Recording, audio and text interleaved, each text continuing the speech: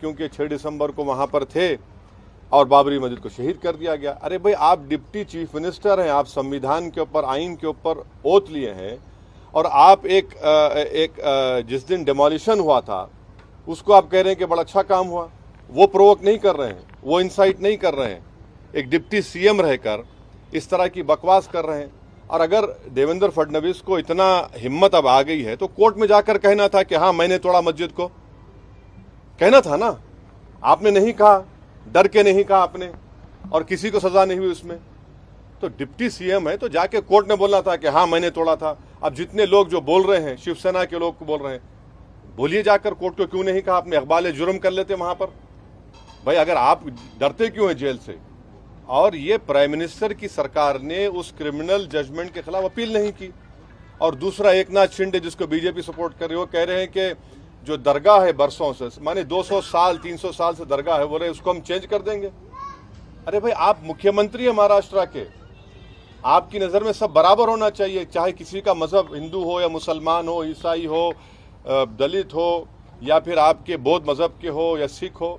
और आप एक समुदाय की, और वो भी मुख्यमंत्री रहते हुए, एक डिप्टी सीएम रहते हुए इस तरह की बकवास कर रहे हैं।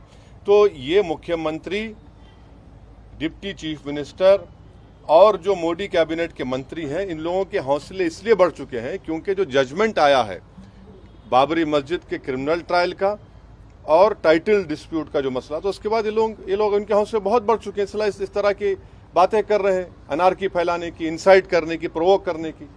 एक डिप्टी सीएम है, एक मुख्यमंत्री और एक यूनियन मिनिस्टर है। तो ये सब जिम्मेदारी देश के वजीर आजम नरेंद्र मोदी पर आती है कि वो देश को बताएं क्या उनकी सरकार की क्या पॉलिसी है, बताएं हमको। सर, कांग्रेस एमपी अब्दुल खलीक ने उठा सकते सर, मैं जब तक जिंदा रहूंगा 6 दिसंबर याद दिलाता रहूंगा। नहीं, सुनिए, मैं सुप्रीम कोर्ट का जजमेंट फाइनल है, तो क्या मैं 6 दिसंबर की याद नहीं दिलाऊं? 6 दिसंबर अगर नहीं होता तो जजमेंट क्या आता? गलती क्या है बोलने में? गोली मारेंगे क्या? गोली चला चुके हैं गाड़ी पे, अभी और चलाइए, और क्या करना है? मगर मेरा फ्रीडम ऑफ एक्सप्रेशन है, मैं एक सवाल तो उठा रहा हूं। अगर आप बोलेंगे नहीं उठा सकते, तो क्या भाई ये क्या इजराइल है या फिर आपको ये नॉर्थ कोरिया है?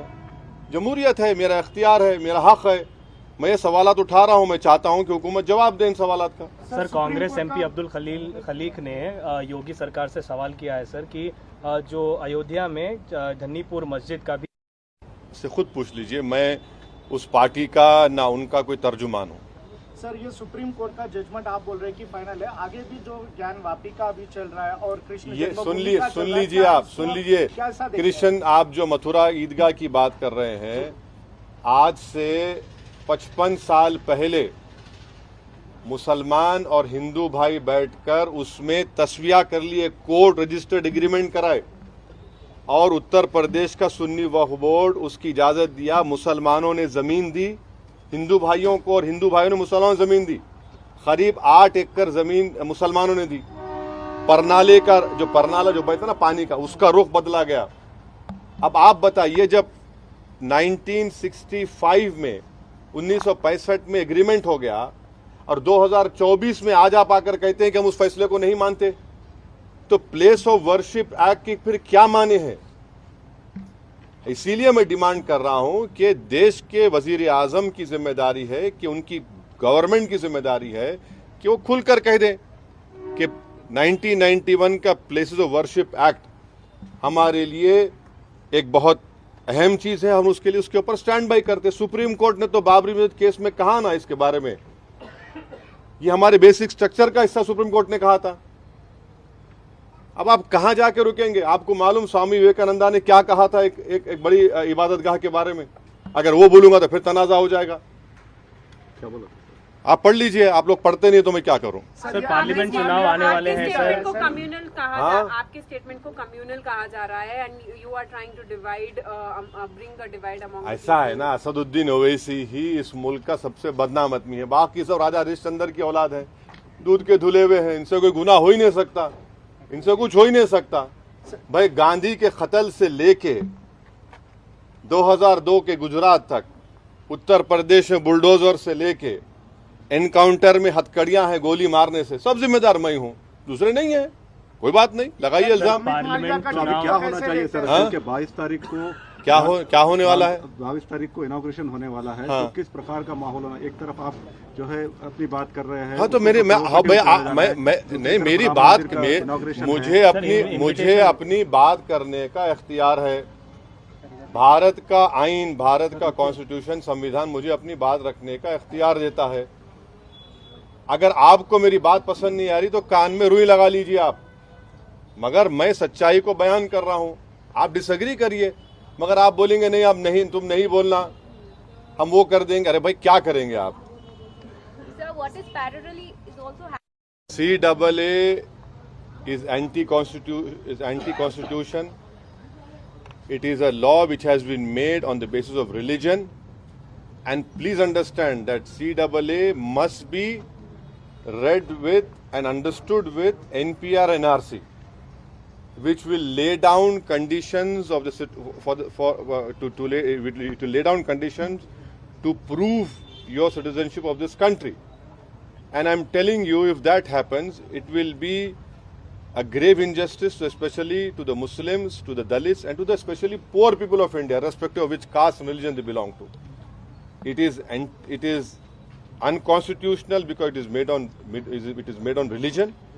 Secondly, it has to be understood with NPR NRC.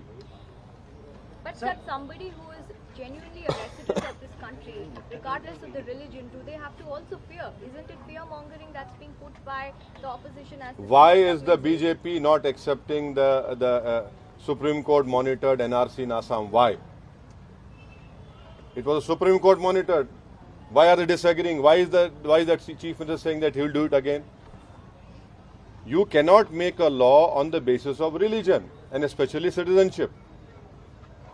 You want to give citizenship to the Hindus of Pakistan, Afghanistan, Nepal, other South Asian countries, feel free to do that. No one stops you. But to make a law, you have to understand Citizen Amendment Act with NPR and NRC. You have to see those conditions which have been put there. This will be a grave disaster. Sir parliament चुनाव आने वाले हैं sir, BJP का बड़ा plan है राम मंदिर के inauguration के बाद 25 जनवरी से 25 मार्च तक मेगा कैंपेन करेंगे, लोगों को डिवोटेड टू भी आ रहे राम मंदिर। तो कर रहे हो लोग। और सर देखिए, इस बार उनका स्लोगन है इस बार 400 पार और तीसरी बार मोदी सरकार। देखिए 1989 में अरे तो रैली फैन बना रहे 1989 में बीजेपी को बाबरी मस्जिद याद आई। उसको क्या बोलते हैं? पालनपुर रेजोल्यूशन। उससे पहले ना विश्व हिंदू परिषद बात करी, उससे पहले ना आरएसएस बात करी। 1925 में आरएसएस बनी, ना महात्मा गांधी उसके बारे में बात करे, ना वल्लभ भाई पटेल बात करे, ना तिलक बात करे। 1989 में बीजेपी पालनपुर रेजोल्यूशन में राम मंदिर का रेजोल्यूशन पास करी। ये बात आपको समझना है, आप लोगों को देश को समझना है। उससे पहले इनको याद नहीं था। विश्व हिंदू परिषद बनी 1960s में, उसमें नहीं था ये। पालनपुर का रेजोल्यूशन 89 में बना। अब जाहिर है बीजेपी तो इसी पे पॉलिटिक्स कर रही है ना। आप नौजवान बेरोजगार है, 2 करोड़ नौकरियां देते बोले आजा। अब प्राइम मिनिस्टर बोल रहे कि हम फरवरी तक 13 लाख देंगे। महंगाई आसमान को छू रही है, मगर आप ये इशू को उठाएंगे। लोग बोल रहे हमारे को खाना नहीं है, तो आप कुछ और देना चाह रहे। ये उनका असल है एजेंडा। ये है 2000 स्क्वायर किलोमीटर पर चीन घुस के बैठा हुआ है। 65 में से 25 पेट्रोलिंग पॉइंट हम खो चुके हैं। उसमें देशभक्ति याद नहीं आती। हाँ, आप ये बात कर रहे हैं तो ये देश देख रहा है। सर नए amended law hit and run को लेकर काफी विवाद चल रहा है सर। हिट एंड रन का जो लॉ है, मैं पार्लियामेंट में खड़े होकर इसकी मुखालिफत करा था, मैं स्पीच भी डाला उसकी। क्रिमिनल जूरिस्प्रूडेंस में आप 2 साल से 10 साल कर देंगे। ये क्या है भाई? ये क्या बनाना चाह रहे इस मुल्क को आप? ठीक है वो गलत है, क्राइम है, मगर 10 साल कैसा करेंगे आप? और उसमें आप बेल नहीं होंगी। मैं उस वक्त वार्न करा था लोकसभा में मेरी स्पीच में, मगर 306 आप लोग आज हवा में उड़ रहे हैं, जमीन पे पैर ही नहीं है आपके। अब जब पूरे ट्रक ड्राइवर्स निकल गए और पूरा शहर जाम हो गए, शहरा जाम हो गए, रोड पे पेट्रोल नहीं, डीजल नहीं, तो जब इनको ख्याल आया क्यों प्राइम मिनिस्टर मोदी और अमित शाह आवाम रोड पे निकले डरते हैं लोग। अबे पार्लियामेंट में हम बोले आपको वार्न करे मत करो ये काम आप, मगर आप नहीं सुने। मैं फिर से कह रहा हूं ये जो नया तीनों फौजदारी के कानून लाए ये रोलेट एक्ट की याद दिलाता है। मैं फिर से कह रहा हूं अगर आज महात्मा गांधी और भगत सिंह रहते तो बोलते ये तो रोलेट एक्ट है, ये इससे बहुत नुकसानात होने जाएंगे, बहुत से परेशानियां होने जाएंगी। अब देखना इसका गलत इस्तेमाल होगा बहुत। सर आखिरी सवाल सर नहीं मालूम मैडम क्या होगा, कोर्ट का जजमेंट क्या आएगा, मैं कैसा प्री जज कर सकता हूँ ना आपका। क्या कहना चाहिए? नहीं मैं नहीं कर सकता। देखिए 2024 में अगर 3 मुद्दे पब्लिक के सामने हैं आपके हिसाब से तो क्या रहेंगे और ये इलेक्शन कहाँ जा रहा है 2024 में? 2024 में सबसे बड़ा मुद्दा है इस देश की जो 50% आबादी जो नौजवान है, बेरोजगार है, वो सबसे बड़ा मुद्दा है। दूसरा मुद्दा है महंगाई का। तीसरा मुद्दा है चीन का, जिस तरीके से चीन हमको परेशान कर रहा है और ये गवर्नमेंट जो है खामोश बैठी हुई है। ऐसे कई 3 मुद्दे तो आप बोल रहे हैं, मगर बहुत से अवामी तकलीफ के मुद्दे हैं जो लोगों को परेशान कर रहे हैं। और क्या इंडिया ब्लॉक प्रधानमंत्री मोदी को नहीं, मेरा उससे ताल्लुक नहीं है भाई। आप उनका जो इससे ताल्लुक है उनसे पूछिए, आप वो आपको मुझसे बेहतर जवाब दे सकेंगे। सर दिग्विजय सिंह ने बताया नहीं वो सब मेरा ताल्लुक। 2024 से पहले हिंदू मुस्लिम मस्जिद और मंदिर की राजनीति चल रही है कि क्या ये इसको लेके वोटर्स पोलराइज नहीं होंगे? किस तरह से आप समझ रहे ये नहीं चल रही थी पहले ये, मगर अभी ज्यादा हो रहा है। नहीं ये तो चल ही रहा है ना। कब खत्म हुआ ये बोलो आप? अगर ये नहीं चलता तो जेलों में सबसे ज्यादा मुसलमान क्यों होते? 14% मुसलमानों की आबादी, 20% जेल में है और 16% कन्विक्शन होता है। और जो तरक्की है जो इंटर जनरेशनल ऑपरेबिलिटी मोबिलिटी बोलिए, क्यों मुसलमानों में कम है? क्यों मुसलमान भारत की लोकसभा में कम क्यों, खाली 5-5.5% है? ये है ना, ये फैक्ट है। अगर ये फैक्ट नहीं होता तो भारत की पार्लियामेंट में, लोकसभा में जितने मुसलमानों की आबादी है कम से कम 50 जीत कर जाते, 55 जीत कर जाते। नहीं हो रहा है क्योंकि आप जो बोल रहे वो है वो। और 2014 से तो और बढ़ गया है ये। बीजेपी के पास एक मुस्लिम एमपी नहीं है।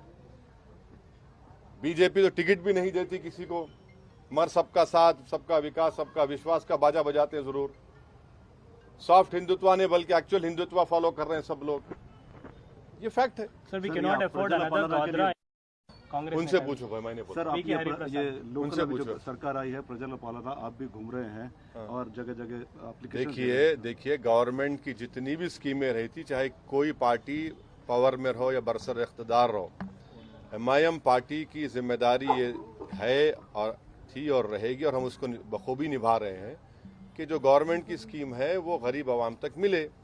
इसीलिए प्रजा पालना में जो कांग्रेस पार्टी ने यहाँ पर वादे किए थे कि इंदिरम्मा इल्लू जो स्कीम है, अगर ज़ाती घर है तो उसमें पैसा बना देंगे घर बनाने के लिए, या ज़ाती घर नहीं है तो आप 2 BHK देंगे, जिसके पास वाइट रेशन कार्ड नहीं है उसको देंगे, 200 यूनिट इलेक्ट्रिसिटी फ्री देंगे, ख़वातीन को 2500 रुपये देंगे, जो ओल्ड एज हैं, बीमार हैं, उनको गवर्नमेंट पेंशन देंगी। तो हमारे एमआईएम पार्टी के बूथ लेवल प्रेसिडेंट्स जहाँ जहाँ ये सेंटर्स बनाए गए प्रजा पालना के फॉर्म देने के, वहाँ पर हम लोग पिछले 6 दिन से माशाल्लाह से 100 की तादाद में एमआईएम के मेंबर्स, कार्यकर्ता वहाँ बैठकर हेल्प डेस्क बनाकर गाइड कर रहे हैं। और हम उम्मीद करते हैं कि 6 तारीख के बाद जब ये आखिरी दिन होगा, यहाँ की जो रूलिंग पार्टी है वो इन तमाम एप्लीकेशंस को लेकर गरीबों तक जो उनके वादे थे उसको पूरा करेगी। सर ओल्ड सिटी में डेवलपमेंट को लेकर चर्चा हो रही है। सर सीएम रेवंत रेड्डी ने पर्सनली यहाँ पर जो है मेट्रो रेल की भी बात की है, इस पर कैसे? अच्छा है, डेवलपमेंट होना चाहिए ओल्ड सिटी में, क्यों नहीं होना चाहिए? तो आपका भी फ्रेंडली